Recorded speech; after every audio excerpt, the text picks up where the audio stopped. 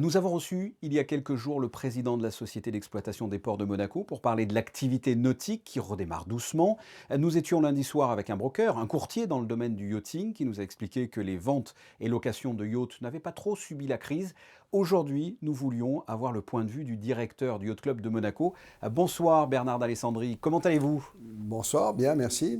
Et comment se porte le Yacht Club de Monaco après cette crise sanitaire? Alors, le Yacht Club de Monaco se porte bien, hein, autant qu'il le puisse, dans cette période un peu curieuse où on n'a pas beaucoup de visibilité quand même. Mhm. C'est un été très particulier.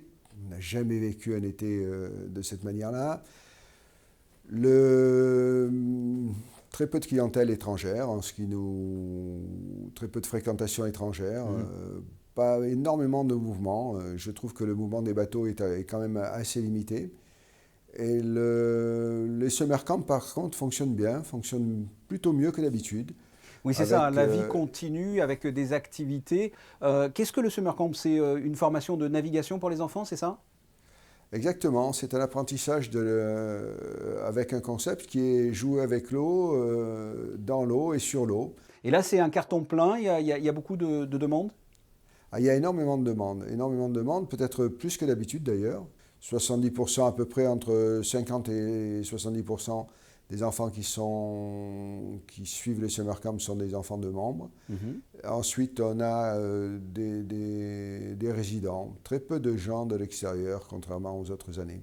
Comment est-ce que l'on peut maintenir le summer camp tout en respectant les règles sanitaires? Il doit y avoir des règles strictes, j'imagine.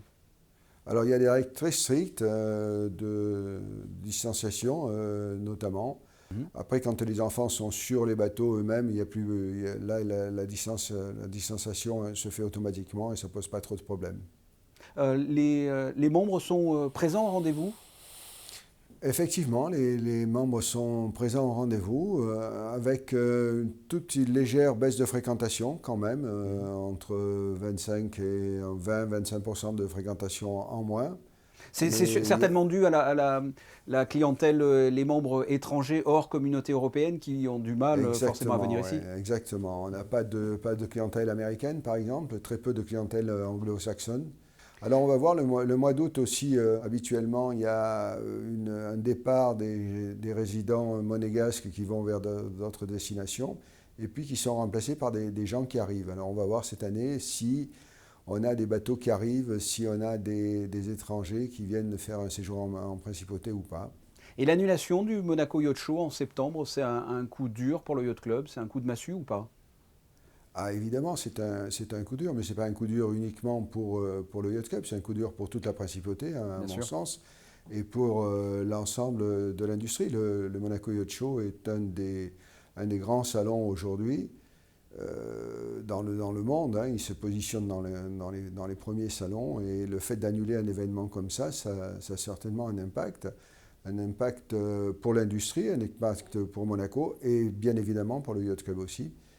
En revanche, je crois que vous maintenez le traditionnel déjeuner des armateurs qui se déroule traditionnellement pendant le Yacht Show.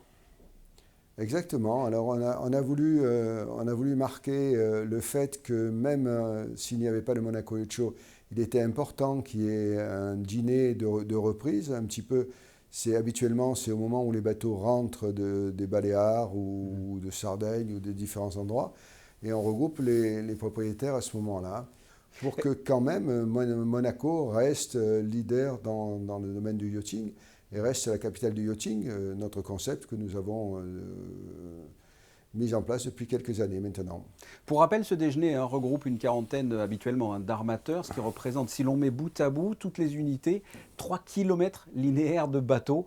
C'est pas rien. Pour vous donner une idée, c'est-à-dire que si on mettait tous ces bateaux, si tous les propriétaires mettaient leurs bateaux bout à bout, on irait bien au-delà du Cap Martin. Voilà. Et chaque année, on essaye de casser ce record et d'aller plus loin. Voilà, donc c'est un jeu, hein, ça n'a pas de sens absolument, mais c'est Oui, c'est assez symbolique. amusant, et c'est symbolique et c'est très intéressant. Ouais. Et Une cette année, façon j'imagine de... que ça va être peut-être un peu plus compliqué pour battre le record là. Alors oui, ben, c'est un record tout à fait virtuel, hein, on ne met pas les bateaux bout à bout, hein, donc on verra un peu qui va être là, qui va être présent. Alors il y a deux choses, il y a personnes qui sont un peu effrayées de revenir il y a encore quelques réticences vis-à-vis de l'épidémie, de l'endémie que nous avons connue ou que nous connaissons encore, puisque nous y sommes encore dedans. Mais il y a aussi des gens qui sont très heureux de se retrouver, de pouvoir échanger à nouveau. Alors, le Yacht Club, c'est aussi de la compétition, notamment en septembre, avec une régate qui, elle, est maintenue et qui part de Sardaigne pour arriver à Monaco, c'est ça? Exactement. Alors, tout l'été en Sardaigne, il y a un programme sportif très soutenu par le Costa Smeralda Yacht Club. Et cette année, on a décidé de faire une course de liaison qui partirait de Porto Cervo, qui partira de Porto Cervo, et qui va se courir sur 24 heures. Alors, en 24 heures, s'il y a du vent, on peut facilement arriver à Monaco.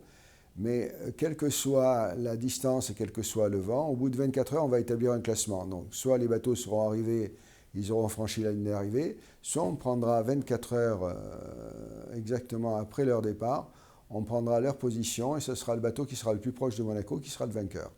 Voilà, une régate, une nouvelle formule.